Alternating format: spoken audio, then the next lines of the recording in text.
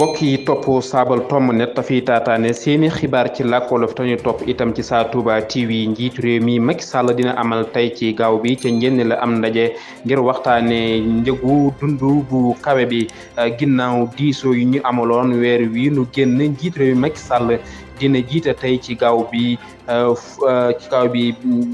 bi fukki fani novembre atum 2022 bu fukk ak juróom benni waxtu jotee ca njënd la ngir ndiisoo jëm ci wàllu li ñuy dundee